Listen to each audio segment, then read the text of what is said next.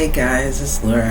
So I'm in the first week of my homeless journey, and at this point I've slept in a van, me and my kids, one night, and it was so cold. It started raining and sleeting, and we were trying to check into this hotel, and the hotel wasn't like one where it has a 24-hour what do you call that, front desk. So I check into the hotel online, and when we get there, the office is closed. No hotels in the area. It's crazy cold. It's probably about 20 or 30. It was about 25 degrees, and there was just like nowhere to go. So we end up sleeping in this van, abandoned van. It was like in the back of a transmission place or something. And it was so crazy cold. But we survived. We lived through the night.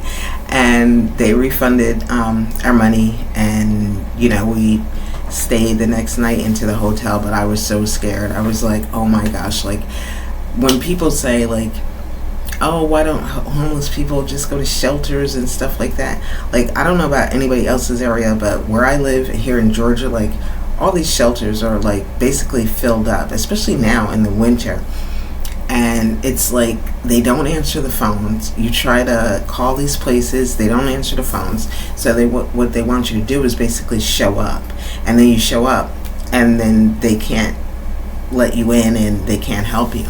So it was really a traumatic experience. And I used to wonder, like, people just be like, oh, why don't they go to shelters, why don't they do this, why don't they do that, because the shelters are filled up.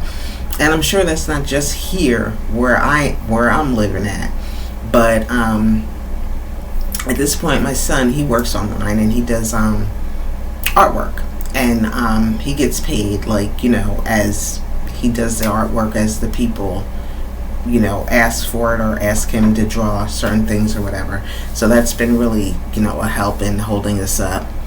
And, I wanted to point out that, like, now I kind of understand, like, why there are so many homeless people, because it's just like, it's nowhere for them to go. And then it's hard to get help, because if you don't have an address, they don't want to help you. If you don't have certain things, they don't want to help you. Like, some guy was asking us, well, did you try to sell plasma?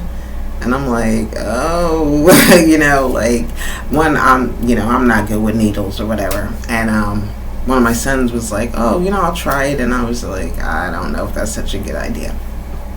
But even for that, you have to have mail for the last 2 months, which, we have that and stuff. I'm not sure if that's like such a really good idea to do, but it is really tough out here. Like, when I started this journey, I knew it was going to be hard, but I just didn't realize the impact of, like, what's really going on out here. And they make it seem like there's so many resources for homeless people, and there's really not.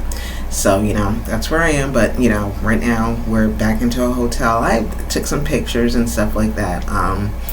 It's called an extended stay hotel, and it's not far from where I was living, but the conditions are not the best, but it's a roof over your head. You're warm. You can there's food places like all around, Burger King down the street, pizza places and stuff like that. So yeah, we're okay. And but this is just the first week, and of course the first week it had to get outrageously cold. So, and I'm not a fan of the cold. Sorry, God, I love all the seasons of the year, but it's different when you're on the outside dealing with these seasons. I just want to say that. But yeah, that's where I am in my journey. So I'm still hanging on there. So you guys think I just disappeared? now? I'm still hanging on there, and it's okay. I mean, it's good days, it's bad days, but I guess that's what it means to carry your cross. You have to bear with it, and just try to follow through and follow what the Lord is telling you. And that's what I'm trying to do right now. Hope this helped somebody. If you're on the same type of journey, y'all have a great day. Thanks.